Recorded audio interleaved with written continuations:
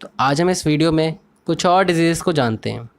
हमने इस चैप्टर का पार्ट 1 ऑलरेडी कवर कर लिया है, उसको आप जाकर देख सकते हो। तो जो नेक्स्ट डिजीज़ है वो है न्यूमोनिया। न्यूमोनिया भी किससे होता है? एक बैक्टीरिया से होता है। कौन कौन से बैक्टीरिया से हो सकता है? स्ट्रेप्टोकोकस न्यूमोनिया और हेमियोफिलस इन्फ्लुएंजा।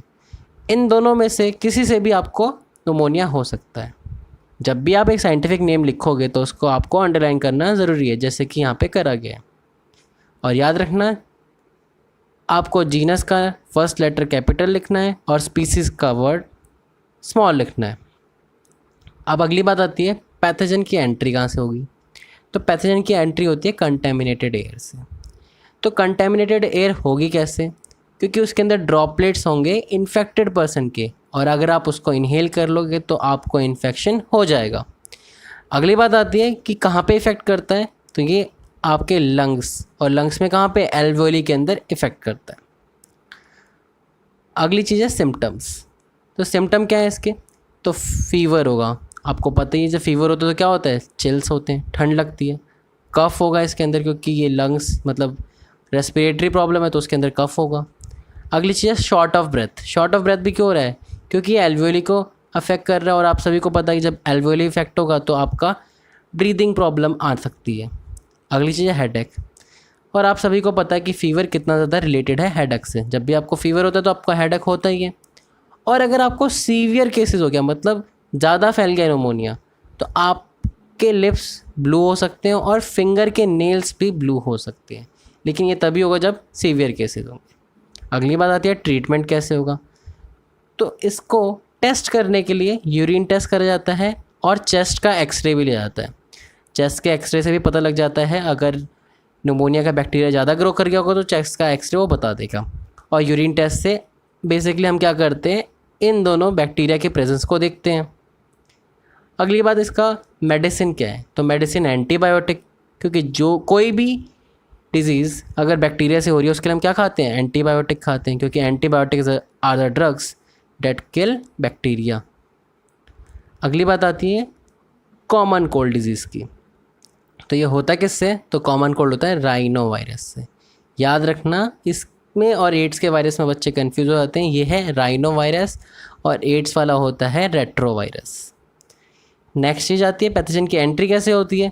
तो पैथोजन की एंट्री होती है कंटेमिनेटेड एयर और ऑब्जेक्ट। मतलब अगर किसी इन्फेक्टेड पर्सन ने कोई ऑब्जेक्ट को अगर छुआ होगा या उसने ऐसी जगह स्नीज वगैरह करा हो तो उसके अराउंड वाली एयर क्या हो जाएगी? कंटेमिनेट हो जाएगी।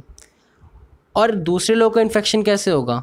अगर वो उन ड्रॉपलेट्स को इनहेल कर लेते हैं या उन ऑब्जेक्ट्स को टच करते हैं और फिर वापस अपनी बॉडी के ऊपर अब अगर आपको कॉमन कोल्ड हो जाता है तो उसका इफ़ेक्ट कहाँ शो होगा? तो उसका इफेक्ट शो होगा आपको रेस्पिरेटरी पैसेज और नोज़ के अंदर। अभी हम सिम्टम देखेंगे तो हम समझ जाएंगे यहाँ पे इफ़ेक्ट हो रहा है या नहीं हो रहा। तो देखो, सबसे पहले क्या होता है? सोर थ्रोट, गले में खराश होगी, कफ होगा। नेक्स्ट चीज़ क्या होगी? हेडेक होगा, इसके अंदर नेसल डिस्चार्ज होगा, मतलब आपकी नाक बहेगी। और लास्ट है नेसल कंजेशन, मतलब आपकी नाक बंद रह सकती है। अगली बात है ट्रीटमेंट। ट्रीटमेंट कैसे होगा? तो देखो, कफ सिरप लेते हैं लोग, पेन किलर लेते हैं, क्योंकि देखो हेडेक हो रहा है तो पेन किलर लेते हैं, कफ सिरप कफ को रोकने के लिए, और नेसल स्प्रेस, क्योंकि नाक वगैरह बंद हो जाती है तो उसको खोलने के लिए क्या लेते हैं? हम नेसल स्प्रेस लेते हैं। अब एक और बात याद रखना, एंटीबायोटिक्स यहाँ पे हेल्प नहीं करेगी, क्योंकि एंटीबायोटिक्स उन्हीं डिजीज़ के अंदर हेल्प कर सकती है जो कि बैक्टीरिया से होंगी, ना कि वायरस से। और ये कॉमन कोल्ड किससे हो रहा था? वायरस से हो रहा था, तो यहाँ पे एंटीबायोटिक नहीं वर्क करेगी। अब हमने कुछ डिजीज़ देख ली है बैक्टीरिया वाली, एक हमने ऐसी डिजीज़ देख ली है वायरस वाली, और हम वायरस वाली डिजीज़ को आगे कवर करेंगे डिटेल में। अब जो नेक्स्ट डिजीज़ है वो है प्रोटोजो से होने वाली डिजीज़। तो ये कौन सी डिजीज़ है? ये डिजीज़ है मलेरिया। अब ये होता किससे है? तो ये होता है प्लाज्मोडियम से। अब देखो, ये जो प्लाज्मोडियम है ये 3 तरीके के फॉर्म में एग्जिस्ट करता है: प्लाज्मोडियम वाइवेक्स, प्लाज्मोडियम फेल्सीपेरम और प्लाज्मोडियम मलेरिया। अब इन तीनों में से जो सबसे ज़्यादा डेडली है वो है प्लाज्मोडियम फेल्सीपेरम। क्योंकि ये क्या कॉज करता है, ये कॉज करता है आपका मैलिग्नेंट मलेरिया। और ये जो मैलिग्नेंट मलेरिया है ये फेटल होता है, मतलब आपकी डेथ भी हो सकती है इस वाले मलेरिया से। नेक्स्ट बात आती है कि ये स्प्रेड कैसे होगा। तो स्प्रेड होगा आपका bite of female anopheles mosquito. मतलब यहाँ पे वेक्टर, वेक्टर क्या होते हैं, वो ऑर्गेनिज्म जो कि कैरी करें पैथोजेंस को, उनको हम क्या बोलते हैं, वेक्टर बोलते हैं। तो यहाँ पे वेक्टर क्या है, फीमेल एनोफ्लीज मॉस्किटो। अगली बात आती है जैसे आपकी बॉडी में आएगा तो कहाँ पे इफेक्ट करेगा, तो सबसे पहले जाएगा लीवर के अंदर। क्यों जाएगा लीवर के अंदर, क्योंकि लीवर के अंदर इसको इन्वायरमेंट मिल जाता है जहाँ ये WBC से बचा रहेगा और अपने नंबर को मल्टीप्लाई करेगा। आप जब ये नंबर को मल्टीप्लाई कर देगा तो कहाँ आएगा, ब्लड के अंदर आएगा और आपकी RBC को रप्चर कर देगा। और RBC को रप्चर करने के बाद क्या निकालता है, ये हेमोजिन नाम का सब्सटेंस निकालता है। उस हेमोजिन की वजह से क्या होता है, आपको चिल इफेक्ट्स फील होते हैं, ठंड लगती है आपको। अब एक और बात याद रखना कि जो प्लाज्मोडियम है इसको 2 होस्ट की ज़रूरत होती है। वो 2 होस्ट कौन कौन से हैं, एक तो आप ह्यूमन बींग और दूसरे मॉस्किटो। अब देखो ह्यूमन बींग जो है उसके अंदर क्या होगा, फॉर्मेशन ऑफ गैमेट्स होगा, मतलब गैमेट्स बनेंगे इसके अंदर। और जो मॉस्किटो होगा उसके अंदर क्या होगा, फॉर्मेशन ऑफ स्पोरोजोइट होगा। हम ये दोनों स्टेप्स को जब लाइफ साइकिल देखेंगे तो अच्छे से कवर कर लेंगे। तो नेक्स्ट चीज़ है वो है प्लाज्मोडियम का लाइफ साइकिल। अब देखो ये साइकिल है, तो हमारा मन हम यहाँ से शुरू करें, हमारा मन हम यहाँ से शुरू करें। तो हमने मान लिया हम यहाँ से शुरू कर रहे हैं। अब हम स्टेप बाय स्टेप इसको 9 स्टेप्स के अंदर कवर करेंगे। तो देखो फर्स्ट स्टेप में क्या हो रहा है कि मॉस्किटो बाइट कर रहा है एक इन्फेक्टेड पर्सन को। यहाँ पे क्या कर लिया, मॉस्किटो ने एक इन्फेक्टेड पर्सन को बाइट कर लिया। और जब इन्फेक्टेड पर्सन को बाइट करता है तो क्या ले लेता है उसके अंदर से, गैमेटोसाइट ले लेता है। अब गैमेटोसाइट कैसे ले लेगा, अभी हमने क्या देखा था कि ह्यूमन बींग के अंदर क्या होता है, फॉर्मेशन ऑफ गैमेट्स होता है। तो वहीं से उसने क्या उठा लिया, गैमेटोसाइट उठा लिया, क्योंकि ह्यूमन बींग के अंदर ऑलरेडी क्या बन गए होंगे, गैमेट्स बन गए होंगे। तो जैसे ही जब वो बाइट करेगा एक इन्फेक्टेड पर्सन को, उसके अंदर ऑलरेडी गैमेट्स होंगे, तो उसने उसको पिकअप कर लिया। उसके बाद वो क्या करता है, डेवलपमेंट करता है अपने गैमेटोसाइट का। कहाँ कर रहा है डेवलपमेंट, अगर आप देखोगे कहाँ पढ़ रहे हैं, मॉस्किटो होस्ट के अंदर लाइफ साइकिल देख रहे हैं।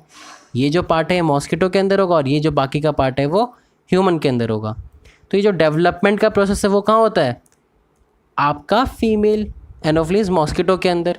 नेक्स्ट बात क्या होता है, डेवलपमेंट के बाद ये क्या बना लेता है, स्पोरोजाइट्स बना लेता है, मतलब स्मॉल स्मॉल स्पोर्स बना लेता है। अब देखो स्पोरोजाइट्स इसने बना लिए।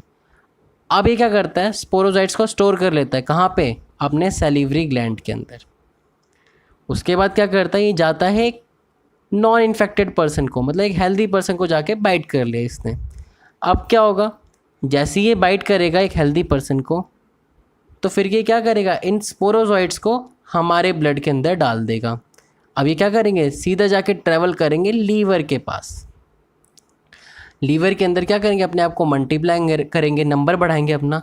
उसके बाद ये रिलीज़ होंगे वापस ब्लड के अंदर, और ब्लड के अंदर जाने के बाद ये क्या करते हैं, RBC को रप्चर करते हैं और हेमोजिन नाम का सब्सटेंस निकालते हैं। वही हेमोजिन क्या करता है, चिल्स इफेक्ट और हाई फीवर कॉज करता है आपकी बॉडी के अंदर। उसके बाद क्या होता है, गैमेट फॉर्मेशन होता है, और गैमेट फॉर्मेशन होता है उसके बाद वापस ये साइकिल रिपीट हो जाएगी कि गैमेट्स बन गए, अब वापस वो इन्फेक्टेड पर्सन से मॉस्किटो उठाएगा और ये लाइफ साइकिल वापस बन जाएगी। अब देखो हम फटाफट मलेरियल लाइफ साइकिल को एक और बार समराइज़ कर लेते हैं। तो देखो फर्स्ट स्टेप में क्या हुआ था, मॉस्किटो ने बाइट करा था इन्फेक्टेड पर्सन को। इन्फेक्टेड पर्सन के अंदर ऑलरेडी क्या हो चुका होगा, फॉर्मेशन ऑफ गैमेट्स हो चुका होगा। तो मॉस्किटो क्या कर लेता है, गैमेट्स को टेकअप कर लेता है। जब उसका ब्लड सक करता है तो उसके साथ गैमेट्स भी ले लेता है। अगली बात क्या होती है, अब गैमेट्स मॉस्किटो की बॉडी के अंदर है तो उसका डेवलपमेंट कहाँ होता है, मॉस्किटो की बॉडी के अंदर होता है। और डेवलपमेंट होकर क्या बन जाता है, स्पोरोजॉइड्स बन जाते हैं। और इन स्पोरोजॉइड्स को कहाँ स्टोर कर लेता है मॉस्किटो, अपने सैलिवरी ग्लैंड के अंदर स्टोर कर लेता है। फिर क्या करता है, ये एक हेल्दी पर्सन को बाइट करता है, ठीक है, और उसके अंदर क्या कर देता है, इंजेक्ट कर देता है इन्हीं स्पोरोजॉइड्स को। ये स्पोरोजॉइड्स फटाफट कहाँ जाते हैं, लीवर सेल के अंदर जाते हैं और वहाँ पे अपना मल्टीप्लिकेशन शुरू कर देते हैं। और फिर ये ब्लड के अंदर रिलीज़ होते हैं। ब्लड के अंदर जाने के बाद ये RBC को रप्चर कर देते हैं और हेमोजिन नाम का सब्सटेंस रिलीज़ होता है जो कि chills effect and high fever को कॉज करता है। अब देखो अगली बात है सिम्टम। तो 2 सिम्टम तो आपको ऑलरेडी दिख गए, चिल्स एंड हाई फीवर। अगली बात क्या है, हेडेक। आप सभी को पता है फीवर जब आता है तो हेडेक तो होती है, बॉडी पेन भी होता ही है, नौजिया घबराहट है, और लास्ट में वॉमिटिंग भी आपको हो सकती है। ट्रीटमेंट अगर आप देखोगे तो इसका डायग्नोस कैसे करते हैं, कैसे पता लगाते हैं कि किसी को मलेरिया हो गया नहीं। तो देखो उसके लिए हम क्या करते हैं, ब्लड टेस्ट करते हैं। ब्लड टेस्ट के अंदर देखते हैं अगर मलेरियल पैरासाइट होगा तो हम क्या बोल देंगे कि ये पॉजिटिव है और इसको मलेरिया है। अगली बात आती है इसका ट्रीटमेंट कैसे है। तो देखो मार्केट में एंटी मलेरियल ड्रग है जिसके थ्रू इसका ट्रीटमेंट ईजिली हो सकता है। अब हम 2 और डिजीज़ देखते हैं जिसके अंदर female mosquito as a vector act करती है। तो देखो डेंगू और चिकनगुनिया के अंदर female aedes mosquito as a vector act करती है। और उसके अंदर ऐसा क्या होता है, जैसे कि मलेरिया के अंदर प्लाज्मोडियम था, तो इनके अंदर क्या होता है, अरबो वायरस होता है, मतलब वायरल बीमारी है दोनों के दोनों। अब अरबो वायरस कौन सा वायरस होता है, तो ये एक ऐसा वायरस होता है जो अर्थापॉड बॉर्न हुआ। मतलब इसको अगर आप एक्सपेंड करोगे तो इसका मतलब क्या है, अर्थापॉड बॉर्न वायरस। अर्थापॉड कौन होते हैं, ऐसे ऑर्गेनिज्म जिनके जॉइंटेड लेग्स होते हैं, या बेसिकली आप आम भाषा में इनको कीड़े कह सकते हो। नेक्स्ट बात आती है कि इस डेंगू पे पूरी की पूरी एक वीडियो बनी हुई है, आप उसको जाके देख सकते हो, डिटेल में हर चीज़ को समझाया गया है। अगली बात आती है गैम्बूसिया। गैम्बूसिया एक फ़िश है जिसको क्रॉपलैंड वगैरह के अंदर डाला जाता है ताकि वो लार्वा को ईट कर ले मॉस्किटो को, और इसकी वजह से क्या होगा, मॉस्किटो के लार्वा अगर ईटअप हो जाएंगे तो उनका नंबर नहीं बढ़ेगा। अगली बात आती है अमोबियासिस बीमारी की, या इसका दूसरा नाम क्या है, अमोबिक डायसेंट्री। होती किससे, एंटा अमीबा हिस्टोलाइटिका। याद रखना है, मैंने यहाँ पे अंडरलाइन करना भूल गया हूँ, आपको अंडरलाइन ज़रूर करना है। अगली बात आती है कि पैथोजन की एंट्री कहाँ से होती है। तो पैथोजन की एंट्री होती है contaminated food and drinking water से। अब देखो अगर आपने ऐसा फूड खा लिया कि जिसके अंदर ऑलरेडी एंटा अमीबा हिस्टोलाइटिका बैठा हुआ था, तो आपको ये बीमारी हो सकती है। नेक्स्ट बात आती है इसका कौन वेक्टर होता है। तो इसका वेक्टर होता है हाउस फ्लाई, ठीक है, मक्खी, जो आप सभी लोगों ने देख रखी होगी। अगली बात आती है कि हमारी बॉडी के अंदर कहाँ इफेक्ट करता है। तो ये करता है लार्ज इंटेस्टाइन के ऊपर इफेक्ट। सिम्टम की बात देखें तो देखो अभी इसने क्या करा है, बेसिकली लार्ज इंटेस्टाइन को अफेक्ट करा है, तो कहाँ पे आएगा, अब्डोमिनल क्रैम्प्स होते हैं इसके अंदर, stools with blood and mucus. अब देखो इसके अंदर क्या होता है, बेसिकली जो आरबीसी की लाइनिंग होती है वो फट जाती हैं, और जब आरबीसी की लाइनिंग फटती है तो उनके साथ क्या रिलीज़ होता है, ब्लड एंड म्यूकस रिलीज़ होता है। उसके बाद क्या हो सकता है, कॉन्स्टिपेशन हो सकता है। अगर आप देखो लार्ज इंटेस्टाइन का काम किसके अंदर था, डाइजेशन के अंदर था, और डाइजेशन सही से नहीं होगा तो क्या होगा, आपको कॉन्स्टिपेशन भी हो सकता है। नेक्स्ट बात है कि इसका ट्रीटमेंट क्या है अमोबियासिस का। तो देखो इसके लिए क्या प्रेजेंट है, एंटी अमोबिक ड्रग्स प्रेजेंट है, जिसको लेने के बाद पर्सन ठीक हो सकता है। अगली बात है कि इसका प्रोटेक्शन कर लेते हैं इससे बेटर। तो प्रोटेक्शन कैसे हो सकता है, क्लीनिनेस से ही इसका प्रोटेक्शन। इस वीडियो के लिए आज इतना ही। नेक्स्ट वीडियो में हम कुछ और डिजीज़ को कवर करेंगे और इम्यूनिटी के बारे में भी पढ़ेंगे। अगर आप लोगों को मेरी वीडियो अच्छी लग रही है तो आप इस चैनल को सब्सक्राइब करें, वीडियो को लाइक करें और बेल आइकन को दबा दें, और अपने डाउट कमेंट सेक्शन में बताएं। Thank you.